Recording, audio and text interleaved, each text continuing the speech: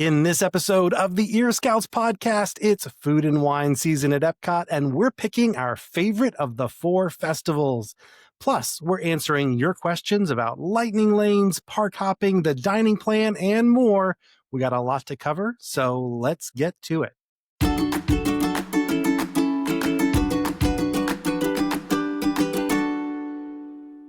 Hi-ho, everybody. This is Rob with Ear Scouts coming to you from our makeshift studio here in Celebration, Florida. Welcome to episode 4 of the Ear Scouts podcast, where we gather around the virtual campfire to talk about Disney World and Disney parks around the world. I'm here with the other half of Ear Scouts, Eric. Hi-ho, Eric. Hi-ho, everyone. So Eric is going to be keeping up with the live chat over on Patreon. If you'd like to join us live as we record each episode and gain access to our exclusive Patreon after party, head on over to patreon.com/Ear Scouts. Joining us from Connecticut is Ear Scouts moderator and the host of Jessica Scraps over on YouTube, Jessica. Hi-ho, Jessica. Hi-ho, everyone. And as always, with us from Indiana is our Disney World historian and forum moderator, Quizmaster Craig. Hi-ho, Craig. Hi-ho, gentle listeners. Before we start things off, we should let everyone know that we are recording this episode in the past. Normally, we record shows shortly before we post them, but this week, Eric and I are actually, as you're listening to this, we're on board the Disney Magic. So we recorded this episode a week early. So if something incredible happened at Disney World this week, and it seems like we have no idea, that's because for us, it hasn't happened yet. But Craig, I think you wanted to talk this week about something pretty incredible that has already happened. What's your campfire chat of the week? Oh, yes, I do. And as far as I know, this is a first. So a robbery occurred at Disney Springs on Monday, September 15th. And now I'm sure they've had other robberies, but I'm also pretty sure this is the first time somebody actually escaped by swimming through Lake Buena Vista. So shortly after midnight, it looks like a man in a scuba suit swam up to the Paddlefish restaurant. He ditched his gear. He managed to hold employees hostage in a closet while he stole between $10,000 and $20,000. Wow. Then he got his scuba gear back on and just disappeared into the water and into the night. Wow. Supposedly, he didn't brandish any weapons. No one was hurt, so we're very glad for that. He had spray paint. He sprayed all the security cameras, and that's the only picture they have of him, but his face is fully covered. But wow. I'm dying to find out, where did he get out? How did he get away? And where did all this happen? I mean, something like that, it sounds so well planned. It sounds like something you'd see on Ocean's 11 or something. But at the same time, I feel like if you're a professional criminal mastermind, the till at Paddlefish is not that big of a score, right? So right, was it worth $10,000 to $20,000? I doubt it. Yeah, I'm surprised they had that much in cash on hand. So that's our first piece of news this week. Jessica, do you have something for us that's not from the world of crime? I do have something that's not from the world of crime. So for many of you, you might know that at each of the parks, they have a tiny world photo. And this is a photo that's taken by the PhotoPass photographers using a 360 camera. It looks like, so for me, it looks like what we trained Luke Skywalker with, but that's probably not a good representation for everyone. It's a little ball and it has about 6 or 7 cameras around it, and it takes a 360 photo. And it's one of John and my favorite photos. We try to get it in every part of the park. And they have moved just recently the Hollywood Studios one. So they have moved it to the Toy Story world. So the PhotoPass, Disney PhotoPass, sent out a Instagram post, and then it was on the Disney Parks blog about the new location. You can now get it, and you can get Buzz Lightyear in the background and the aliens, and it has a cute little atomic symbol in the middle. So it's a really cute update. It used to be by the Star Tours pavilion where the AT-ATs were. Mm-hmm. And it used to be there. And so you would get the AT-ATs in the background. And I'm glad I've got a couple of those because now they're going to be new pictures. But it's a great picture. It's a great opportunity. And it really is a fun family photo if you get a chance to do it. So the news is they've moved it to Toy Story. Now, I will tell you, these 360 cameras are extremely heat sensitive. So they're typically not out all day long. So you want to check the PhotoPass time in the app, but assume they'll either be out early in the morning or late in the afternoon. If it is full sun, they are not going to be functional. They are really heat sensitive. So just assume that. I see Eric nodding, so that means I got that one right. I love the tiny world shots. I think they're so cool. I think the one in Epcot is funny though, because you take it right in front of Spaceship Earth, and probably most people think that they're going to get their picture taken with Spaceship Earth behind them, because that's what it seems like you would do right there. But you're getting that very cool kind of hands around Right. Spaceship Earth shot. Yeah. So the other thing I will say is they did also announce that for Hispanic Heritage Month, they've got some new photo opportunities throughout the park as well. They've got now some with the Coco characters and with the characters from Encanto that you can get this month. Awesome. Eric, I think you actually have some more. Oh, did you want to add something in on there, Craig? Oh, no, I just want to say, I just think those tiny world shots are so cool. They should be a crime. Ba-dum-bum. I'll see myself out. Eric, I think you have some more PhotoPass news for us, actually. Yes, so this is very sad for us. Unfortunately, the Royal Portrait Studio inside Sir Mickey's is closing. So by September the 21st, it's going to be gone. This is your chance for you to go and get some photos. Well, no, actually, by the time this airs, remember, we're in the past. Yes, you're when right. People hear this, it's already gone. I'm sorry. If you're hearing this, your chance has passed to go to the Royal Portrait Studio. But there's something coming in its place, right? Yes, it's going to be a good surprise. Again, like it's yet to be announced. Something good is coming. Well, my news that I want to talk about this week isn't really so much news. It's kind of stuff that's already been reported, but I just kind of wanted to give a little Disneyland Paris progress report. We talk a lot about Disney World, but this podcast is also about Disney parks around the world. And one of my favorites is Disneyland Paris. They are getting some brand new worlds that are being built as we speak. One is going to be the world of Frozen. This is in their sister park next door, which was called Walt Disney Studios. The new name for it, I think, is Adventure World, Disney Adventure World. They're completely rebranding and reimagining that park to be more of an immersive experience, especially in these new worlds that are being built. And there's, as I mentioned, the world of Frozen, but the news that we got today, or I think it was yesterday, again, for you guys listening in the future, this was a week ago, they were showing testing of the boat that will be used for the new Lion King attraction that's being built in that park. So the idea is there's going to be, for the first time ever, an entire land dedicated to the Lion King. And at the heart of that land is going to be, essentially, it's going to be like Tiana's Bayou Adventure, but with the story of the Lion King. And they have a completely rebuilt flume system that is much larger.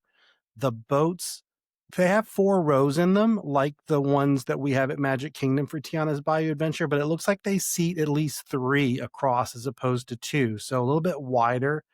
And the flume that they're going down in the video, you can find this video on social media if you just search for it. It looks like a substantially larger flume than what we have currently.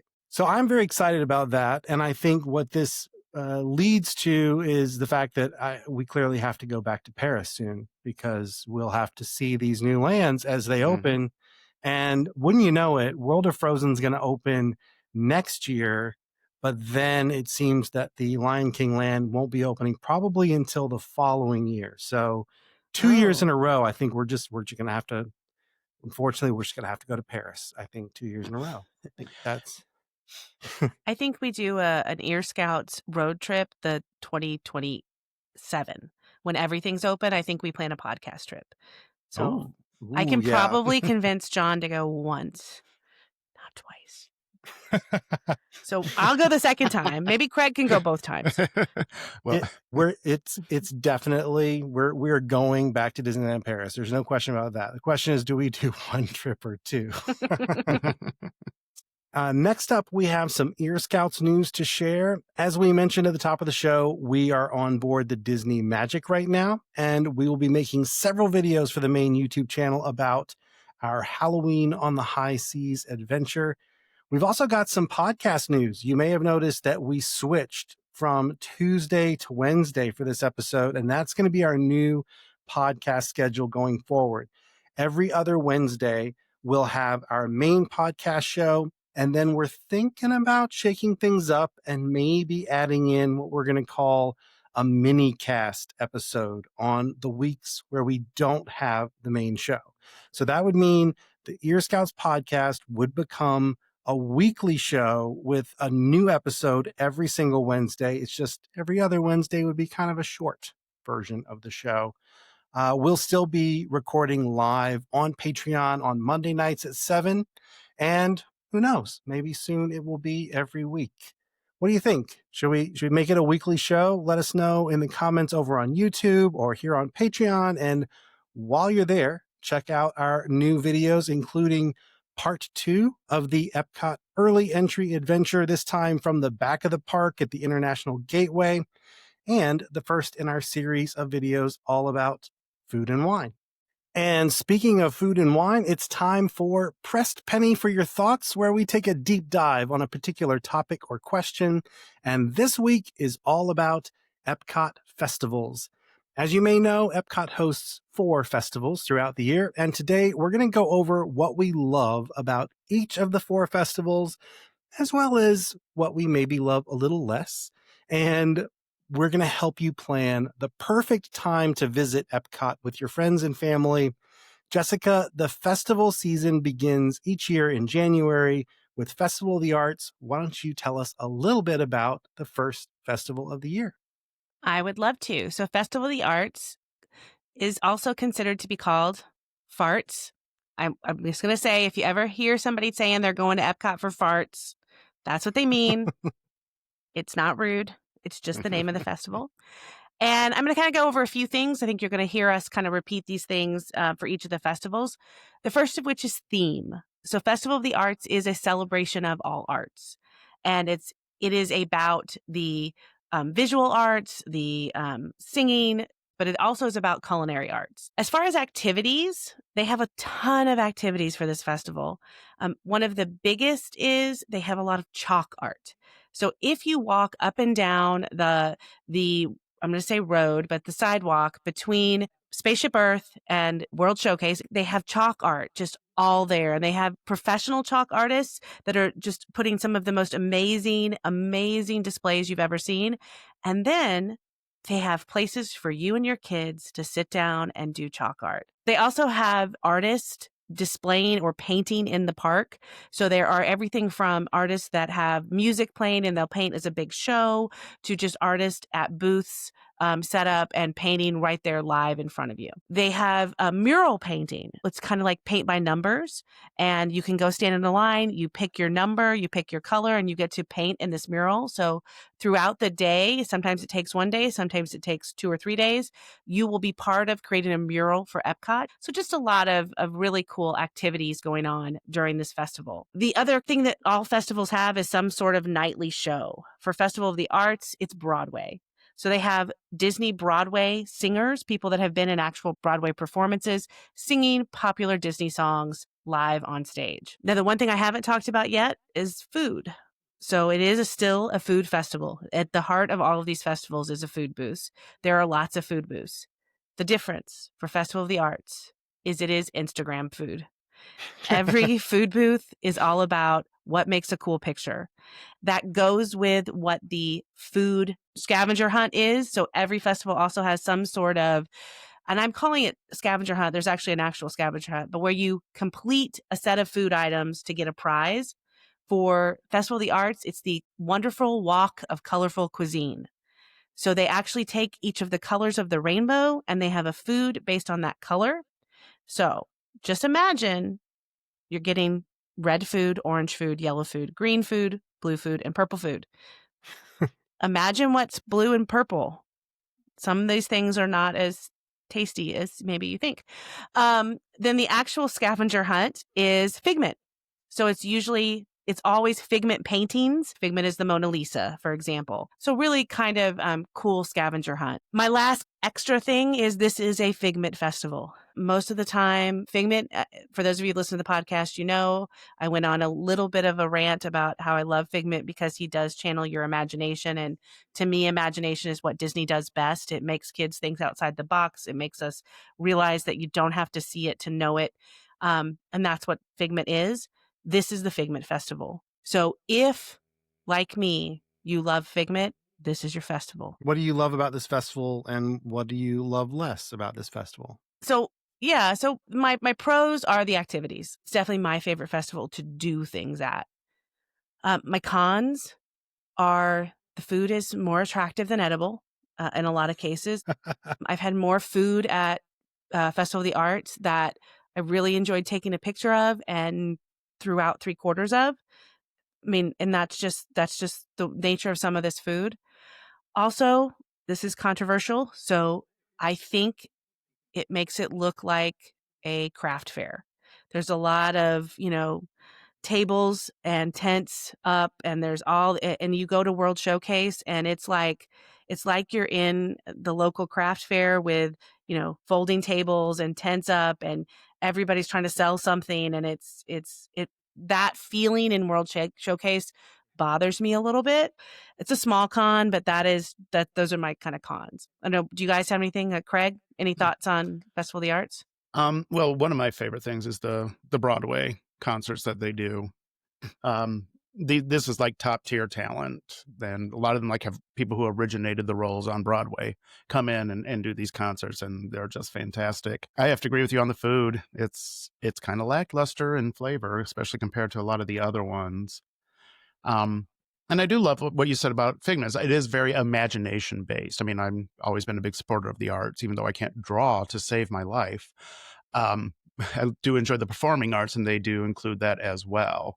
And I absolutely love that part. But yeah, it's sparking the imagination. Rob, what about you? So I love Festival of the Arts. What I love about it most, though, it is the opportunity to meet the artists themselves. A lot of times they're going to be there. I've become friends with Scooter, who began his career as a Disney animator working on films like Brother Bear, and it's incredibly cool to meet these artists and kind of get to know them, especially if you go to this festival year after year. I think my other thing I love about the festival is the creative food. I think, yes, every now and then you're going to get a dud, but I think that that's true of every festival. I think there's duds, at all the festivals, but I do think that they think outside of the box more and oftentimes in a good way at Festival of the Arts. I have talked to lots of people, though, who I think more agree with you that sometimes the experimental flavor combinations are not for everyone. It is hit or miss, but I like that about it. I think it's fun to try something unusual and outside the box. As far as things I love less about Festival of the Arts, really, someone actually I saw this in the comments on Patreon, and I agree. They said they don't like that it's so short. And it is. It's blink and you miss it.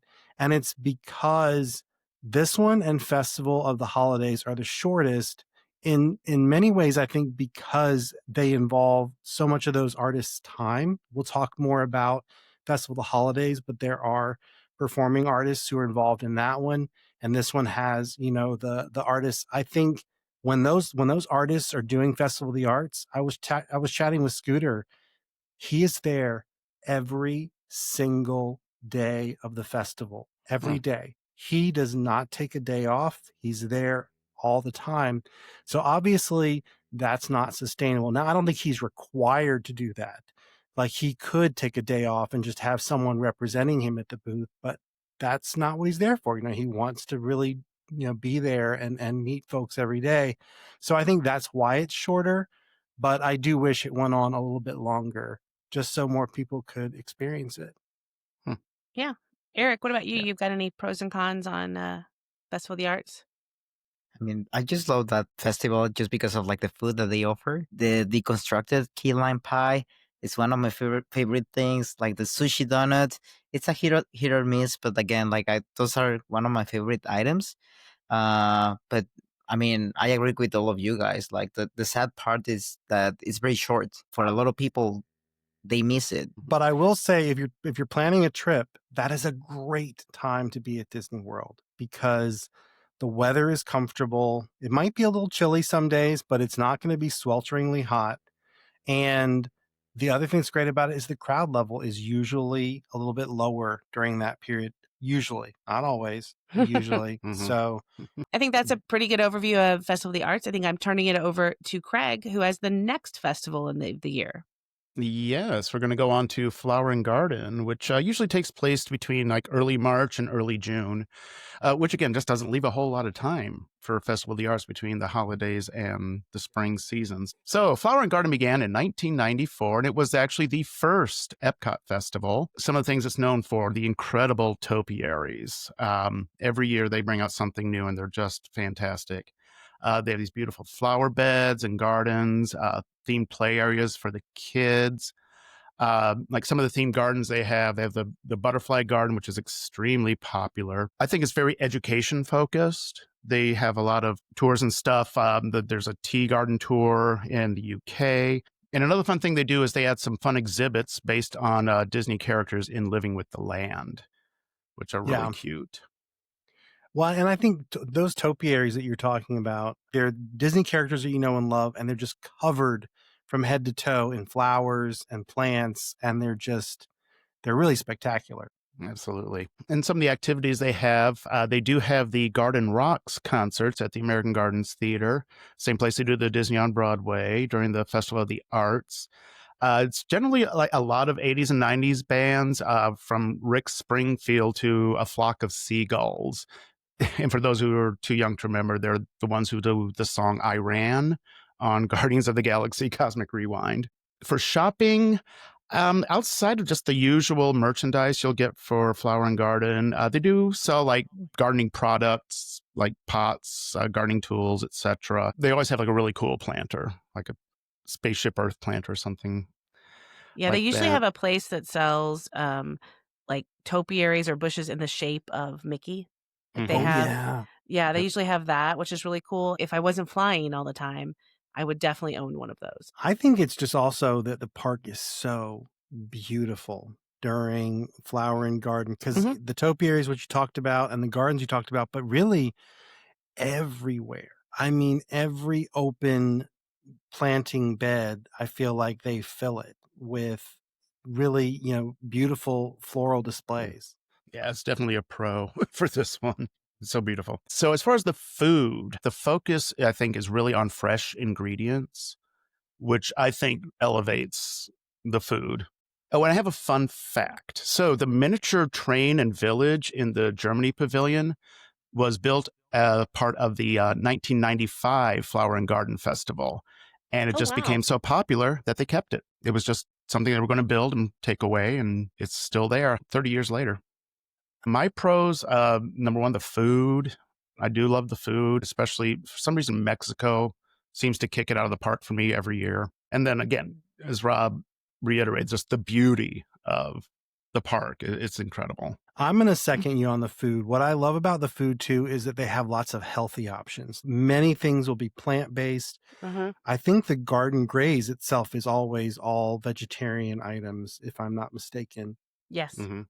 So I love that there's just fresh. And like you said, there's a big focus on things that are in season, fresh fruits and vegetables. I love that you can enjoy the festival and not feel as guilty about it as maybe you would if you indulge at some of the other festivals. Yeah. And I love that they have certain booths that are seasonal, like they change with the month within the 3 months of the festival. One other thing I think is really cool, and unfortunately this is one of those things that you can only experience if you live here or you're an annual pass holder who just comes a whole lot. But because those topiaries are living topiaries, the flowers on them continue to bloom and the plants continue to grow. And of course, they're going to shape them throughout the festival, but they evolve as the festival goes on. And, there's some of them that it's just so cool to see how they changed. Mm. And I think that's a really cool thing about the Yeah, festival. that's got to be a cool thing as a local. Jessica, any pros, cons? I think the biggest pro for me, and I think Rob already mentioned, is the plant-based food. This is the festival that I can eat the most at. This is the festival that I enjoy the most food at. They have a lot of variety of plant-based and healthier options that I think are just amazing.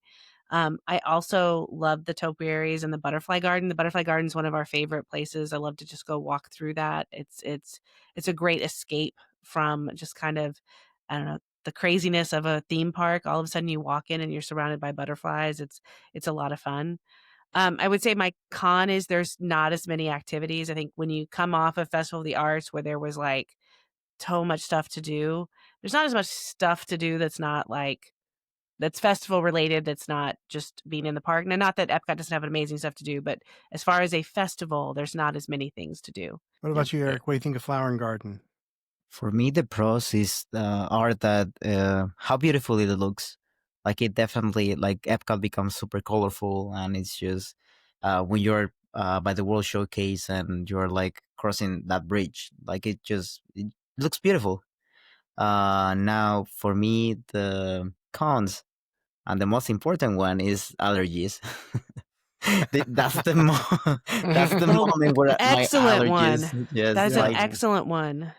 they kill me, like I'm sneezing or like my eyes burn, or again, like there are many things bothering me over there, but it's still like it's a beautiful festival. I really really like it as well. Well, the next festival that comes up, we're not going to go as deep of a dive into it. It's the one that's happening right now, which is Food and Wine. And the reason we're not going to do as much of a deep dive is because there's just not a lot that happens at Food and Wine that doesn't happen at all the other festivals. You don't have as many extra things happening. What you do have is a lot more food.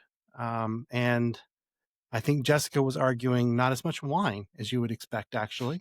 That is my con. That is my con for Food and Wine, is it should not be called Food and Wine, because legitimately, guys, there's not wine at even half of the booths. There's not wine anymore. I don't understand it. I just don't understand it. But there is a lot of food. For us, when we would do this festival and we would eat every single thing, this was definitely the most overwhelming festival to cover because there's just so much food. But that's really all there is. I mean, in addition to that, you've got the kind of standard stuff that's at all of them. You've got your scavenger hunt, which for Food and Wine, it's Remy with different ingredients around the park that you've got to find. You've got your food scavenger hunt, which is Emil's Fromage Montage, which is going to be cheese related items that you're going to try at the different booths and you get your stamps. And then you've got, instead of Garden Rocks, you've got Eat to the Beat, but it's basically the same thing as Garden Rocks. I mean, really, it's the same kind of deal. Eric, did you have something from the chat?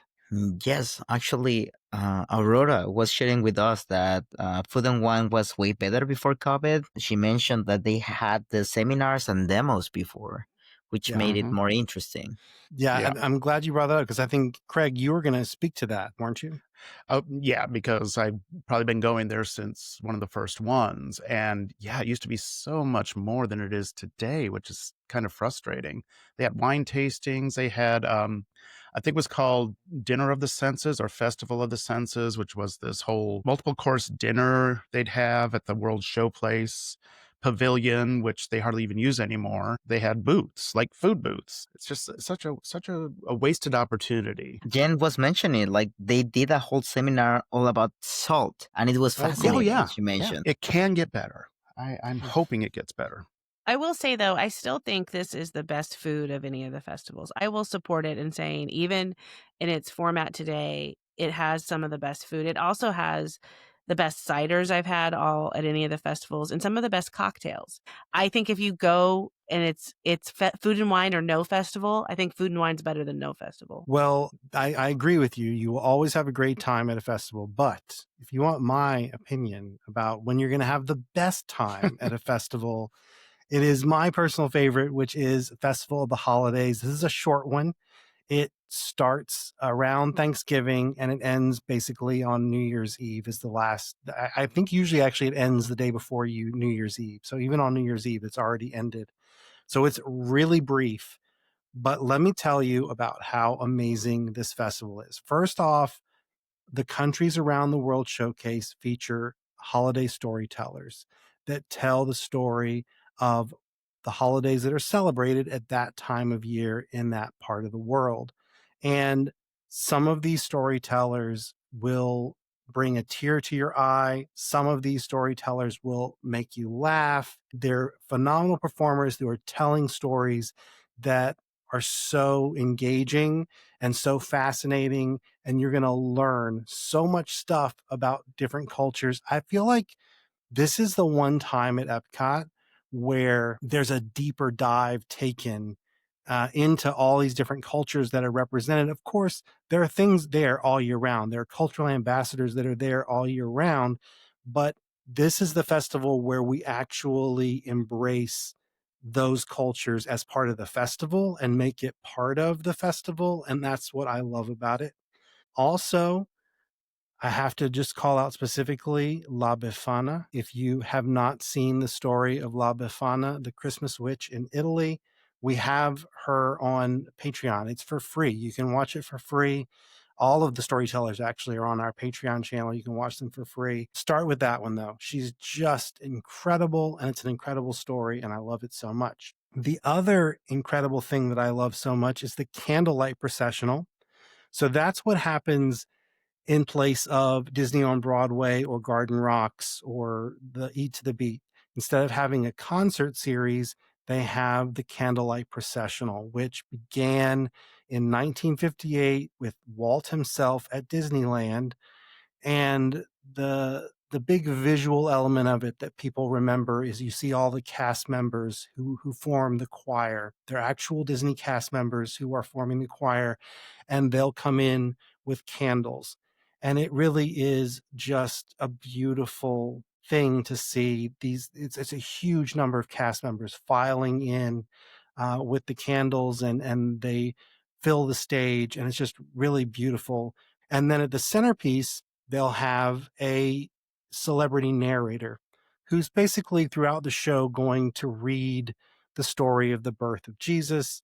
And in between those readings, you'll have music and performances from the choir and the band that's there. Or really, it's more of an orchestra, I shouldn't say, instead of a band. But so the very first celebrity narrator was actor Dennis Morgan in 1960. But the narrators have included, both at Disneyland and at Epcot, have included Cary Grant, John Wayne, Henry Fonda, Jimmy Stewart, Gregory Peck, Charlton Heston, James Earl Jones, Olympia Dukakis, and my personal favorite, who I've seen multiple times, Whoopi Goldberg. I love Whoopi Goldberg. She's the best, and she just brings so much fun to that evening. She's just a delight every time I've seen her. But I do want to know, what's everyone's favorite celebrity narrator that they've seen at Candlelight Processional? So my birthday is in December, and I love to go there around that time. And this person always seemed to be there around my birthday, and it was Marlee Matlin, Oscar-winning actress, hearing impaired. So she signed it while someone else read it, and I've seen it 2 or 3 times with her, and Wow. so incredible. Just so lucky that always happened when I was there. Yeah, I saw Neil Patrick Harris, which was kind of a bucket list item. It was exactly as amazing as you think it is. And I would, if I could figure out how to schedule my trip to be there when he's there, I would again. But it just happenstance last time. But it was awesome. So he's definitely my favorite.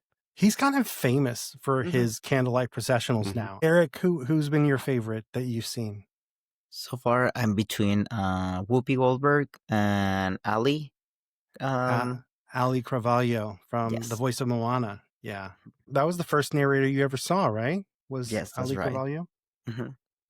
Well, in addition to the candlelight processional, they have wonderful decorations throughout the park, including multiple Christmas trees that are extraordinary Christmas trees. They'll usually be the main Christmas tree right as you come into World Showcase from the front of the park. And that one has just been beautifully decorated every year that I've gone. And then there'll be some smaller trees in different countries. Usually there'll be one in the American Adventure. I love holiday decorations. I'm a Christmas junkie, so that is even more so than Flower and Garden. That's my absolute favorite time to be in Epcot. In addition, they have the Cookie Stroll is their version of the food scavenger hunt. I will say, of the food scavenger hunts, I think the Cookie Stroll is probably my least favorite. They're not the best cookies you're ever going to have. Typically, I usually there'll be one that you're like, wow, that was a really good cookie, and the rest you're like, okay, well, that was a cookie. Oh, Olaf's holiday traditions expedition scavenger hunt is, I think that's a really cool one because again, you're learning about the holiday traditions all around the world as you do it. And I just think that's a cool thing about this festival is just how it brings those cultures to life in a different way than Epcot does all year round. And I will say my least favorite thing, I kind of touched on it when we were talking about the cookies. The food is not the best at Festival of the Holidays because it's so much sugar. And so I don't love the food as much at Festival of Holidays, but everything else more than makes up for it for me. And there's still going to be some good food. You just have to know.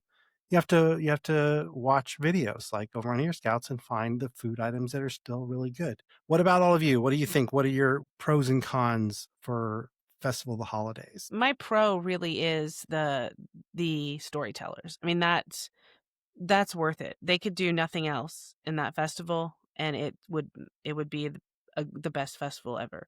The storytellers are amazing. I also agree, and I put in my notes, it's focused. The food is focused on sweet tooths. It's not my favorite food. It is. Some of my children, they love it. So I think each festival has its own like unique audience for food. This one is really for someone who loves sweets. If you want to go to Epcot and eat a meal somewhere and then browse for fun desserts, this might be it. But for me personally, not something that I'm interested in these festival booths. Jessica, I'm surprised that you are not talking about Living with the Land. Oh, I completely forgot. Thank you. Yes. The Living with the Land overlay is also one of my favorites. The lights good job, Eric, remembering. Eric, with a win there. The Living with the Land overlay with the lights at night, amazing.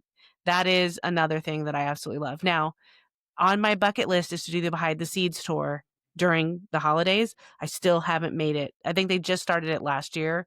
And if you want to see something that sells out in 60 days, like in 2 seconds, that's one of them. So Yeah. We've done it during the holidays, but the key is doing it at night. Yeah. Mm-hmm. Right. That's the hard one because people want to do it when it's all lit up. Yeah. It's really cool. But that's another pro. Good job, Eric. Thank you. I would say my biggest pro is just the decorations. I have to agree with the food. You know, I'm type 2 diabetic. It's so much sweet stuff. And there's a lot of things I miss that they used to do. They used to do a whole holiday tag at the end of Illuminations to Let There Be Peace on Earth was the theme of it. And they let off, at the end of it, they would do like the 1,000 fireworks all going off at once. So you just feel the force. I remember I was like driving in a rental car, like outside of Epcot, and I was at a stoplight during those fireworks, and I could feel the vibration in the car. It was spectacular. So that's basically, is that the back. one that they do? Because they do that at New Year's. I feel like that's the tag at the end of New Year's. Maybe that's what they were doing then every night. Is it Let There Be Peace on Earth? Well, no, just it feels like every firework in all of Disney World is going off all at the same time for the finale. Very similar to what they do for like 4th of July or New Year's Eve. But every night. Yeah. Eric, what about you? For me, it's the storytellers. Again, La Befana. I always have to see La Befana. Also, for me, it's just like the decorations that they do over there. In the areas in general. And also like the smells. Sometimes when we are by Mexico, it smells like home. Oh. That's sweet. We did a poll on Patreon, and we're going to share those results in a second. But first, let's just do a quick poll here first. Jessica, which festival is your favorite? Holidays. Nice. Craig? Gonna go with Flower and Garden. Used to be Food and Wine back in the day, but Flower and Garden just hits it on all the right notes for me. Eric? It's difficult for me, but I would say holidays. So 2 for holidays, 1 for Flower and Garden. Mine is definitely Festival of Holidays. Before we continue, though, early today, a lot of people were saying that they prefer when there's no festivals. Well, we have the results here from the poll where we asked everyone on Patreon to pick their favorite festival. So let's share those results really quickly. And you'll be surprised, 6 people actually said they prefer Epcot when there's no festival going on. So we did have 6 people in the poll say they prefer Epcot without a festival. But coming in 4th place with just 14 votes is the current festival, Food and Wine. In 3rd place with 22 votes was Festival of the Arts. In 2nd place with only a few more votes, surprisingly, Festival of the Holidays squeaked out the silver with 25 votes. But the grand prize winner with a whopping 55 votes was Flower and Garden. Okay, but do you think it's because that Festival of the Arts and Festival of the Holidays are so short and not a lot of people had been to them? But because until I became an annual pass holder, I had only been to Flower and Garden and Food and Wine. And until I could go more often to hit those other 2 shorter festivals, I really hadn't been to them. I'm wondering, and I'm just throwing it out there as a topic, but do you think particularly Festival of the Arts, January and February, super slow, not a lot of people get to go to them? Yeah, I think that's probably part of it, but that number's so overwhelmingly different that I think it's also, a lot of people just agree with Craig that it's just a beautiful time to be there, and they love the fresh flavors. And I don't know, you have a lot of folks in your corner, Craig. Well, there you have it, though. It does look like Flower and Garden is the overwhelming fan favorite, but Festival of the Holidays wins here in the Ear Scouts podcast studio. And now that we have the answer to that question, let's answer your questions from YouTube and Patreon. Eric, why don't you start us off? Do you have any questions that have come in from the live chat? I do. So from Heather, this question is directed to you, Craig. Well, she's curious to know if you have ever used your DVC points for the international parks, because they are considering Paris for their first international park, and they are looking forward to use their points. Okay, so good question. And actually, no, I haven't. And there is a good reason. It's not a good deal. It really isn't. You are better off renting out those points and using the cash. I have done that a few times, but yeah, and unless you're staying at a DVC property, you really lose a lot of value of your points. Now, if you have them to get rid of, you have the extra and you need to use them, absolutely. But it's a good way to use that. But as far as a bargain, it's not. Yeah, I've heard. I'm not a DVC owner. I think you're the only DVC owner in our podcast group, right, Craig? Yeah, I think. Yep. I've been told, though, by virtually every DVC owner I've ever talked to, I feel like the consensus typically is it's not as good a value, like you said, Craig. Yeah, and some people do have member cruises for DVC if you're a cruiser, and I've heard those are fun and people do like that. And I think at least one person has to be on point. So Okay. I'm honestly not sure what the So whole that's kind of deal an with that is. exclusive thing you could do with your points that you could only do if you're a DVC member. Correct. Yeah, they have the special cruises and they're very popular, and I guess they sell out fairly quickly. So Cool. Well, Craig, do you have a question for us from YouTube? yes, I do. Kibish111 wants to know, could you please help me and my husband by letting us know which rides may be too aggressive for those of us who are not spring chickens? We read that Space Mountain is pretty aggressive. What other rides toss you around too much? So as the Ludwig von Drake of the group, I do have some experience with not being a spring chicken. But the only one I won't do anymore is Mission Space Orange. And it's not because it's jerky. It's because of, or motion sickness. It's because of the sustained G forces. It just holds on way too much for me anymore. I used to be able to ride it. Last time I rode it, I get horrible headache and dizzy, and it's like, okay, this is just too much. So that's one to consider. I also took a trip a couple years ago after I had some fairly major surgery, and it was like only 10 weeks later, even though I was given the okay to go after 8. But I didn't want to reschedule my vacation. I really needed it. So the only ride I really wish I didn't do after my surgery was Space Mountain. Yeah. The rumors are true. Whatever you've heard are definitely true. I honestly thought I had popped an internal stitch on that thing. I still love riding it, but I just brace myself really. I just get myself in there and brace really hard so I'm not jostled around all the time. I also avoided Rock and Roller Coaster and Big Thunder Mountain, but they're both being rehabbed right now, and I'm hoping when they come back they're just as smooth as glass. I'm sure Big Thunder will be, and hopefully Rock and Roller. And I've noticed that over the years, like one time I'll ride it and it's just painful to ride, and the next time it's just beautifully smooth. So another tip is to keep an eye on the refurbishment schedules. So if you're going and Space Mountain had just had a major refurb, you might be able to do it and not have so much pain.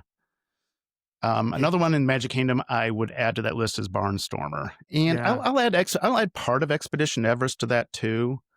It just has a few jolts, like when you're first going up the chain lift, when it first catches, that's one that if you're not prepared for, it can be painful. And same with the brake run. So we were just on Expedition Everest this past weekend, and it's been a very long time since that one's had a refurb. And Eric and I both remarked when we got off, it was super rough. I mean, it was one of you were vibrating. Mm-hmm. It was a really rough ride, and much more so than normal. So I would say, especially until they get that one refurbished, that would be one you'd want to avoid. Mm-hmm. And honestly, that one you'd probably want to avoid, even if it was refurbished. I love it. It's the best ride in all of Disney World, but it's a little rough. Yeah. I wonder, Jessica, I know you were there with your parents recently. Did you have any? Yeah, I think the other thing that might apply here is not just jerky, but if you have knees tend to go first, I'll just say. And some of the rides, even if they're smooth, and I'm thinking of Tron or I'm thinking of Flight of Passage, where you have to put your weight on your knees and you have to bend over like that. Tron luckily has a accessibility seat in the back that you could use, and my dad could do that. And my mom, but my mom has osteoporosis sometimes, and she doesn't want to be jerked around, and so she chose that seat. I think that those two rides that have you on your knees are kind of hard, and Flight of Passage doesn't have an option otherwise. The other thing I will say is Pirates, Small World, and Navi River require you to go down. It's a big step down and a big step up. So if you have trouble with your knees, if that's one of the things you're worried about as far as jerky, be aware of those. Because it's not necessarily the ride, but it's getting in and out of the vehicle is a little bit harder. Most of the dark rides are kind of a flat. Think of the difference in getting in a Civic versus a Honda Odyssey. You're not going straight across versus going down and up.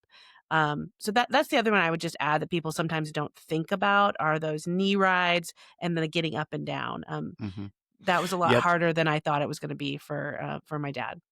So what do you think about Test Track or Guardians, or the rides in Epcot? I think that those are probably fine if you're not concerned. Be able to have speed, but they're smooth. If you're concerned about speed, if you think that's going to bother you, then yes, those are fast. But other than that, I think they're very smooth. They feel it's not a rough ride, I wouldn't say.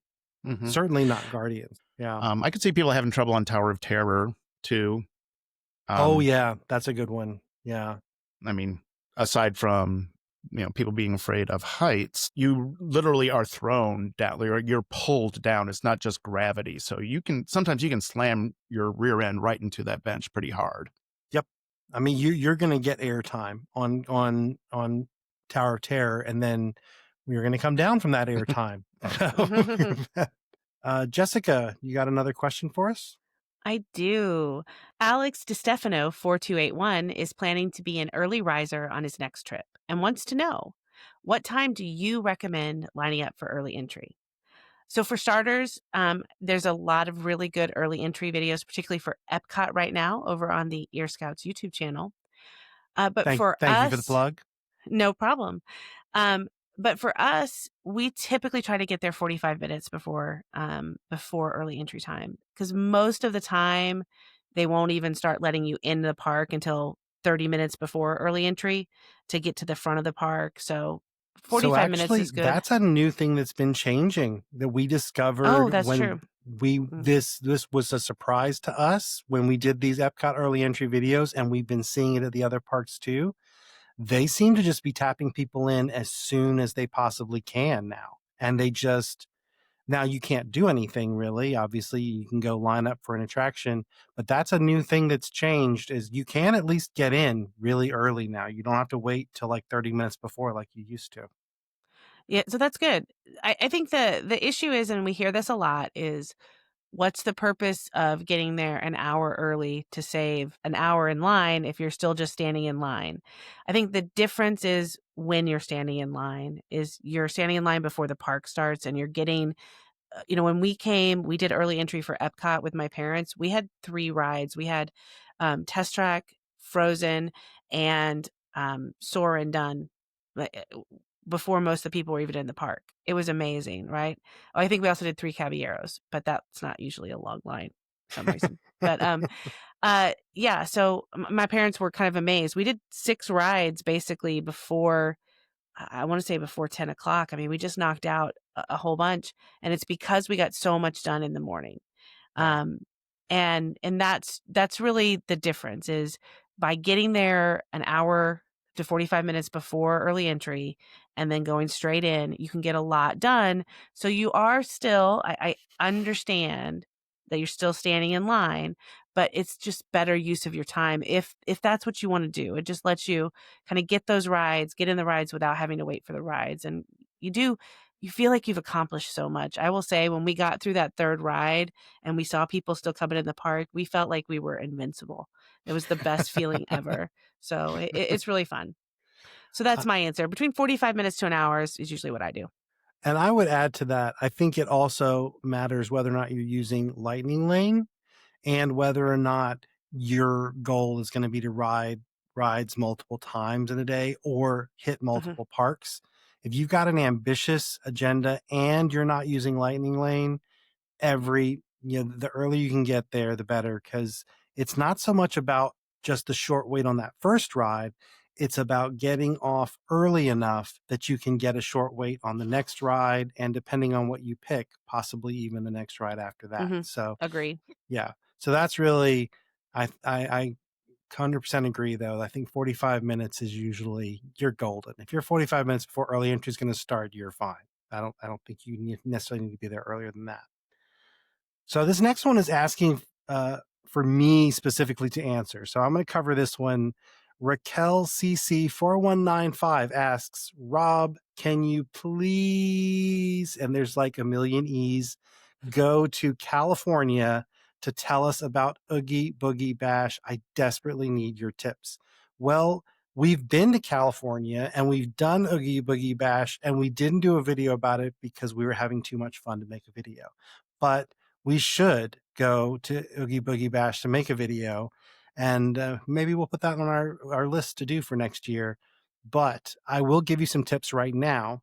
My biggest tip is, don't spend a lot of your time. It's going to be very appealing to be able to jump on a bunch of rides because the lines are almost non-existent in many cases. But the brilliant thing about Oogie Boogie Bash are the character interactions that you're going to have, and the characters that you're going to meet are so rare. They're characters that you're not going to find at any other time of the year. They don't just have Cruella, they have Cruella from the new Cruella on Disney Plus. The Emma Stone Cruella will be out and about.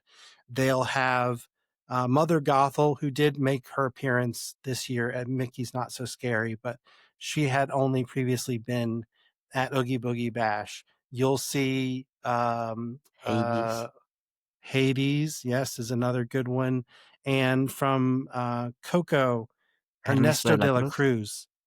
And Ernesto de la Cruz is performing. He's up there, on the little stage playing guitar and singing, and it's just they take character interactions, especially these Halloween character interactions, to the next level.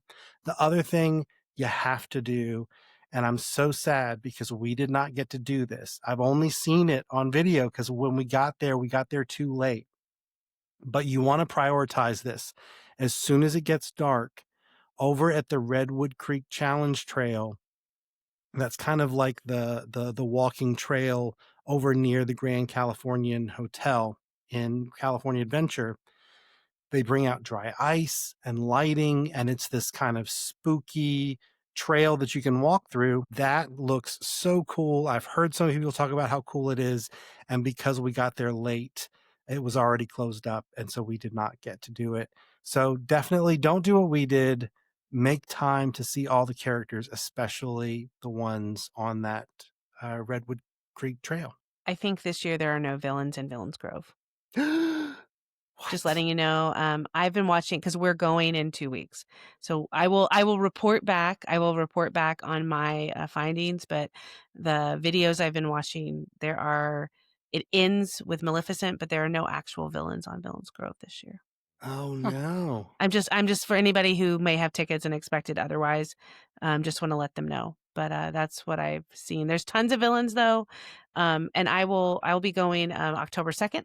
So the next show we can talk about that if you want me to. I can do it in my For sure. happy thoughts.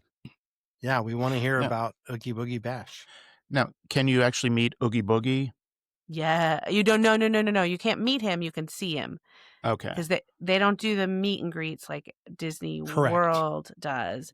They do treat trails with characters, which is you just kind of do a flyby, but you can take pictures and see them, and they're doing a show.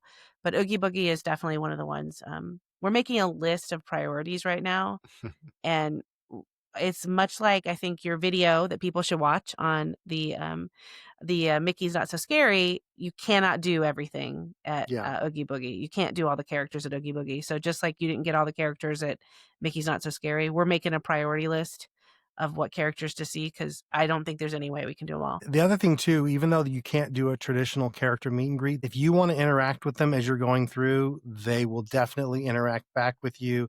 They'll let you quickly take a selfie with them as you're going through, and you can just get right back in that line again. They don't tend to be crazy long lines, believe it or not. And so you could just go through and have multiple character encounters if you didn't get that selfie that you wanted the first time around. Craig, you got some another question lined up for us? Yeah, I do. Speaking of Halloween parties, I have a not so scary question here from Johnny5 Alive. And I just want to give a quick shout out to Johnny. He's helped us answer so many questions on the Ear Scouts forum. So thank you so much for your participation. I know we all appreciate it. So anyway, Johnny wants to know, for Mickey's Not So Scary Halloween Party, can you use the dining plan to purchase food? And the quick answer is yes, you can. Now, of course, it doesn't cover all the different treats, but there are some party-specific treats that do count.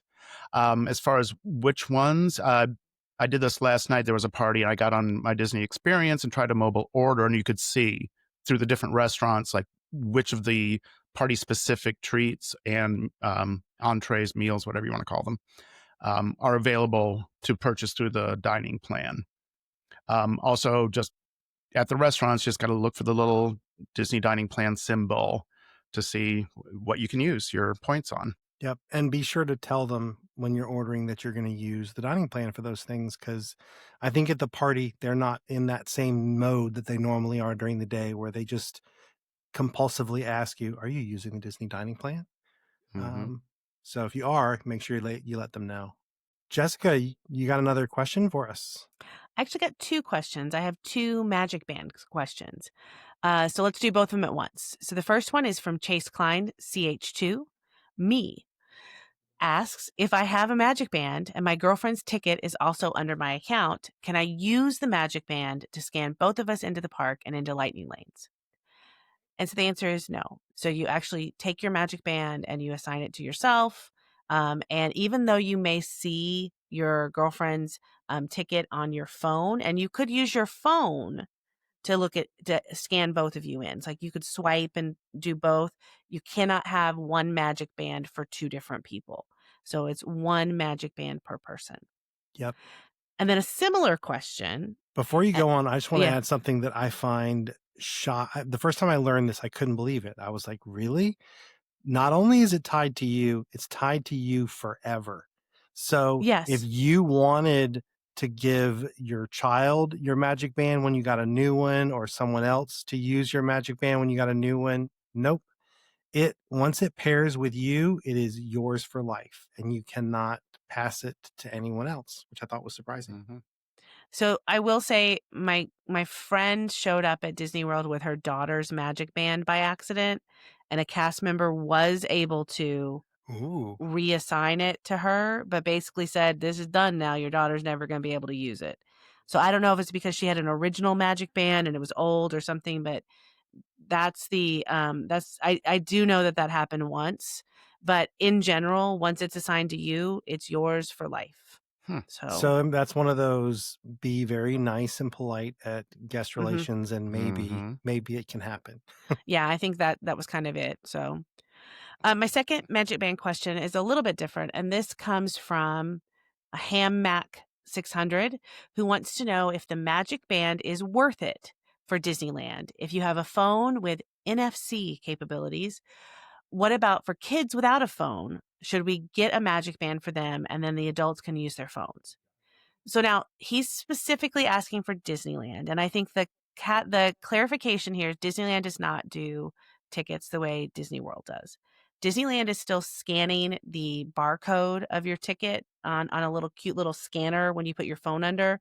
So like when you do, I actually recommend that one person in your party controls all of your tickets for like lightning lanes. It's 1,000 times easier for one person to put the phone in and swipe between the images. That's what you have to do for lightning lanes at Disneyland. But as far as, is the MagicBand worth it? This is one of those very subjective questions, right? I know we had this whole discussion when we talked about lightning lanes, and I said, oh, they're not always worth it. I'm going to go the opposite way, and then I'll open this up to the floor. But you're talking to the person that has MagicBands that match all my outfits. So I have 5 MagicBands. I have a Star Wars, a Minnie Mouse, 2 Figment, and the castle. So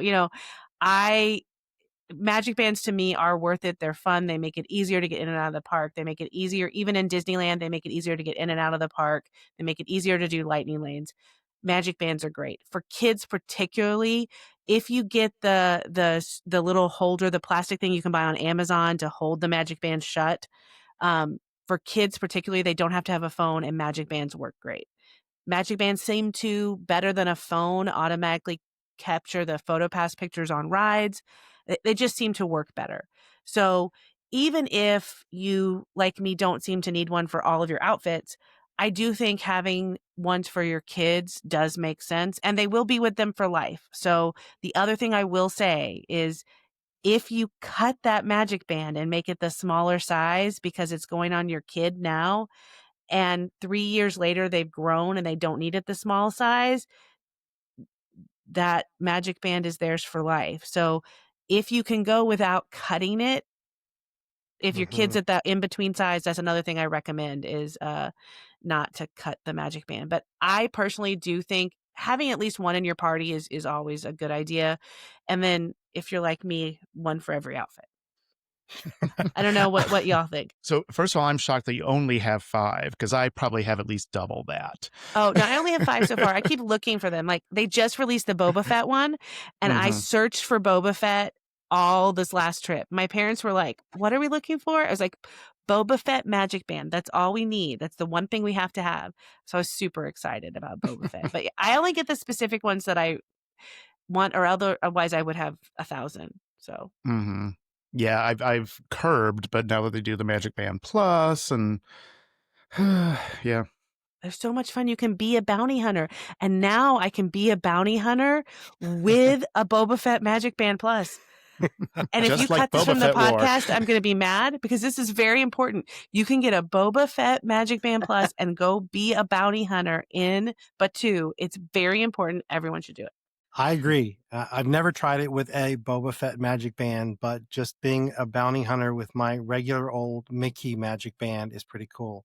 Well, Jessica had 2 Magic Band questions, and now I have 2 Lightning Lane questions. The first one is from Amy Dow 7147, who asks, can you stack Tier 2 Lightning Lanes by letting them expire and booking others in their slot? Now, if that sounded like Greek to you, I'm going to break down what she's saying. So when you use Lightning Lane Multipass, you can book 1 Tier 1 attraction and you can book 2 Tier 2 attractions for a total of 3 attractions before you arrive at the park. Stacking is a word that we used to use with the old Genie Plus system. With Genie Plus, you had the ability, as soon as you booked a Lightning Lane, if you waited 2 hours, you could book another Lightning Lane. You couldn't have 3 at once in the morning, but you could keep adding them throughout the day by waiting 2 hours and adding another one. Now, that ability to book more after 2 hours went away with Lightning Lane Multipass. That doesn't exist anymore. So you won't hear people talk about stacking as much with Multipass. However, there is this little, we'll call it an unofficial hack that you can do that as of right now, it still works. If you book a Lightning Lane, it will allow you to tap in to that Lightning Lane up to 2 hours after that Lightning Lane expires, which really 1 hour and 59 minutes and 59 seconds. Once you get 2 hours, it's going to go blue, and then it's up to the discrepancy, and then it's up to the discretion of the cast member whether or not they're going to let you use it. But until then, it glows green, which means you're free to go. So what you could do currently, as long as that continues to work, you could allow your Lightning Lanes to expire. And when they expire, it opens that slot up. So you could book more Lightning Lanes. You still can't book more Tier 1s. You can only have 1 Tier 1 at a time until you tap into something. But you can continue to book Tier 2s. So you could stack. Now, this is advanced level Lightning Lane here, because you're going to have to time everything so that when you get in, you're going to have to know how quickly you can do things, because you're going to need to be able to ride those attractions that you've booked and let them expire before that 2-hour clock runs out.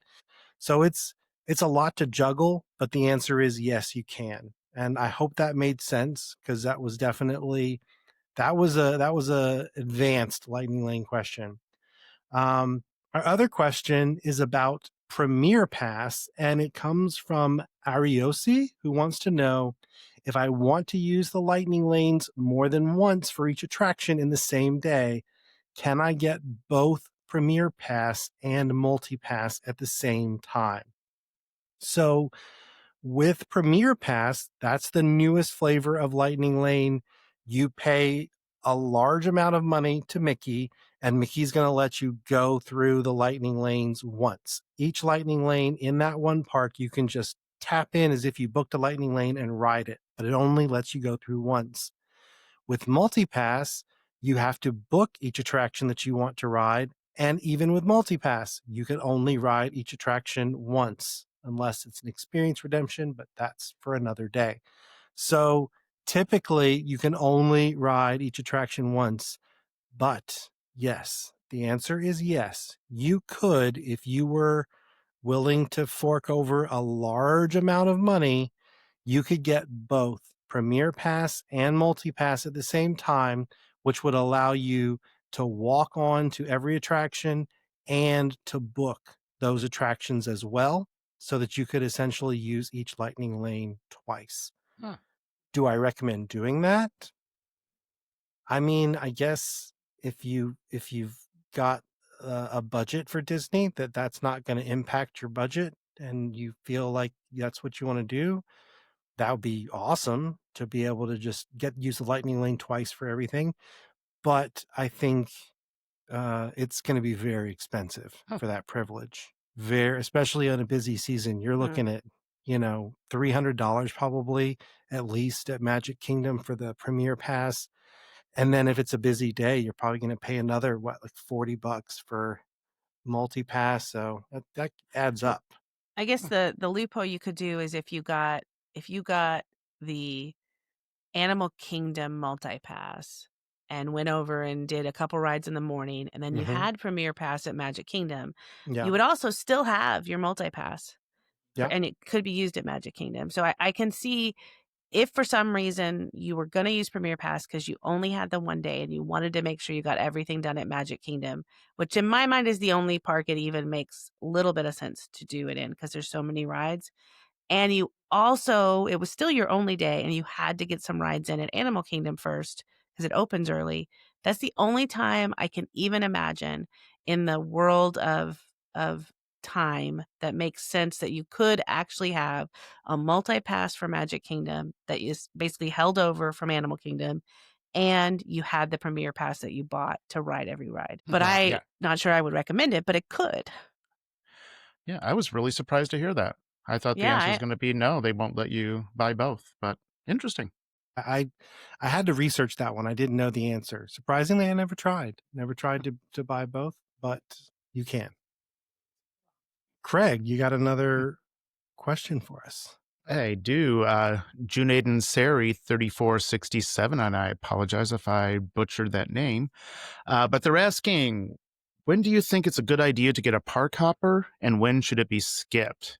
I think that's an excellent question, and one I just really had to deal with recently, because I'm planning my December trip with a friend, and she hasn't been there since her kids were little. So I worked up some options with the tickets and the prices, and she came back with, do we really need the hoppers?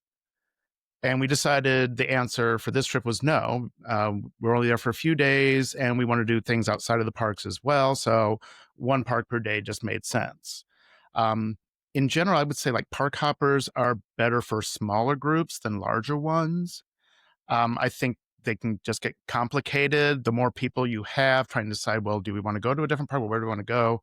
Unless everything is laid out, I think it's just going to be kind of confusing for people. On solo trips, it's definitely a must for me to get some kind of park hopper. They're great for short trips. If you only want to hit as many parks you can, you only have 2 or 3 days. Park hoppers are great for that.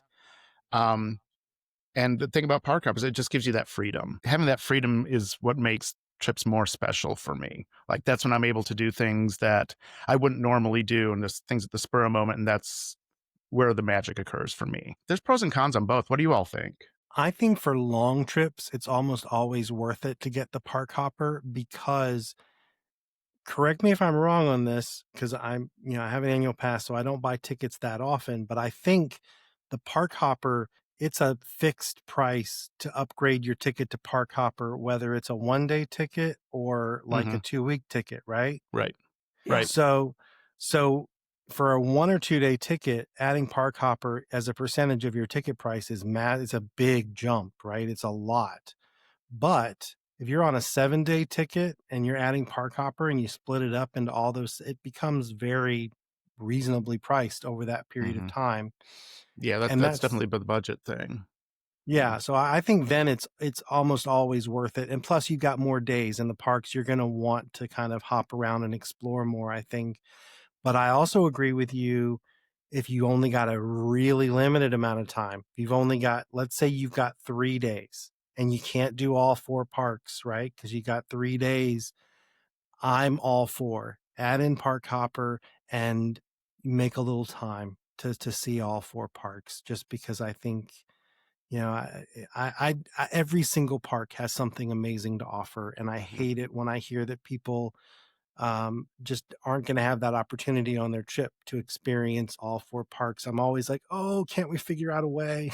Can't we figure out a way for you to experience all 4 of them. But like you're right, you said, Craig, if you're planning to do things outside of the parks, you maybe it's not going to be for you because you're not going to have time to go to multiple parks in a day if you're doing other stuff. But Yeah. I'd like to talk about something we said. I think it was last episode that I mentioned as the news, which is the hours of the parks changing.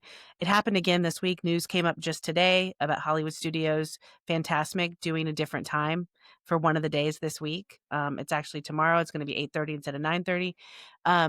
Those kinds of time changes, those kinds of party days, things like that become a lot less of a vacation killer if you have park hopper. If, your parade day got rained out, you could go back to the parade the next day. It just gives you flexibility, particularly in my case, when I had little kids. We missed a parade once because it was raining. We went the next day because we had park hoppers, and it wasn't the end of the world. Like, there's always some options. And I think that, to me, the peace of mind and knowing I can go back and do something if I miss it for things that are outside of my control, that is always what Park Hopper gave me. Just as a different perspective. I've got one here that kind of ties into the question I had in the last show about characters.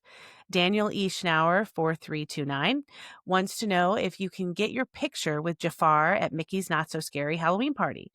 And we talked about characters last podcast, but yes, you can. Jafar is one of the characters that's available, but you can find him and you can look for his times in the app. So just like we talked about last time, if you go to the map section that you usually see wait times, and instead of choosing wait times, you choose characters, you can choose list, and you can find him and you can see, and you can take your picture with Jafar. It's one of those characters I don't think about because he's just not out that often. I mean, I don't know. Other than parades, this is the only time I think I've ever seen Jafar just out in the parks. Unfortunately, that's all the time we have for questions this week. But if you still have questions, let us know in the comments on one of our Ear Scouts videos on YouTube, or join us live at patreon.com/Ear Scouts. And be sure to subscribe to our podcast so you can hear the answer if we're able to include it. Before we go, however, we have one last segment that we like to call Happy Thoughts, where we share a little thing that made us happy this week before we call it a night. But since we're recording this episode a week early, we're going to shake things up. What I want to know this week is what news you think Disney will announce in the days between us recording this show and it actually airing next week. Jessica, gaze into your crystal ball and let us know, what is the amazing news that Disney is going to announce this coming week? So my amazing news is, since they have moved the Tiny World shot in Hollywood Studios, it's no longer by the AT-ATs. They're going to take that space that used to be the lightsaber training area, and they're going to turn it into a new lightsaber training area, but it's for all the dads that got convinced to show up because they thought they were coming to Star Wars Land. So you're going to be able to drop your dad off. He's going to be able to do all the Star Wars things. He's going to be able to have the AT-ATs shoot at him. He's going to practice with his lightsaber. And then after you've done Toy Story Land and Mickey and Minnie's and you've gone to see the villain show, you can come back and pick him up. He will have been taken care of. He might have a robe. He might have a droid. It's going to be great. So that's what I believe they're going to turn the old Tiny World shot area into, is a daddy daycare for Star Wars fans. I love that. I love that. I hope that gets announced. That would be awesome. Craig. Yeah. So my prediction also stems from my news item earlier about the robbery at Disney Springs. So I predict, to discourage this from happening again, I think that Disney will soon announce that they are adding crocodiles to Lake Buena Vista. And on top of that, they're even going to bring over Ginger and Smiley, the animatronics from Jungle Cruise, so that all potential robbers know what's coming for them if they try that again. That's a great idea. I love it. Can we have crocodiles in well, I guess we do. We have them in Animal Kingdom. So yeah, crocodiles, even though that was a trivia question at a local trivia that John and I got right about the number of crocodiles versus the number of alligators. So there are crocodiles, and Florida is one of the few places that has actually crocodiles and alligators living in harmony together. So very cool. But the alligator population is much higher. Okay. Well, my prediction is now that Disney fully owns Hulu and the entire library of classic 20th Century Fox films, they're going to integrate more of those into the parks, especially during the holidays. So this year, I think they're going to announce they're going to do a ride overlay featuring everyone's favorite Fox holiday film, Die Hard. Yes! Now I do have some spoilers here. Of course, it's going to be an overlay of Tower of Terror. That's the obvious place to do the Die Hard overlay, right? And the Imagineers worked really hard to make the story a little bit more family friendly, a little more on brand for Disney. So this version of Die Hard is going to feature the characters from DuckTales, and it's going to be called Quack Hard. And in this version, it's Ma Beagle and the Beagle Boys who are attempting to steal Uncle Scrooge's luxury tower hotel, and it's up to Huey, Louie, and Dewey to stop them and save Christmas. Now, I would watch this every minute. Now, the biggest challenge the Imagineers had was the popular catchphrase from that movie. We're a family-friendly podcast, so I'm not going to repeat it here, but it's not a very family-friendly catchphrase. However, we do know how they dealt with that. And it's going to give away the whole ending of the show, so I apologize, but here's a huge spoiler. This is how they did it. After everyone plunges to their doom in the tower, they actually get saved at the last minute. And we're all shocked to discover that the person who saved them is none other than Ma Beagle herself, because she learned the true meaning of Christmas. And that noble act causes Huey, Louie, and Dewey to all cheer in unison, "Yippee quack yay, Mother Beagle." And that's how they did it. Oh Now- my gosh, you put a lot of effort into that. I This know. is the best thing ever. This I is know the you're- best thing ever. I know you're all thinking, Rob, was that whole drawn out thing just so you could say, "Yippee quack yay, Mother Beagle"? Maybe. Or maybe it's all going to happen. Of course, if any of those things end up happening, I'm sure we'll be talking about them on a future episode. So be sure to subscribe wherever you listen to your favorite podcasts. Until then, don't forget to think happy thoughts, everybody. We'll see you again real soon.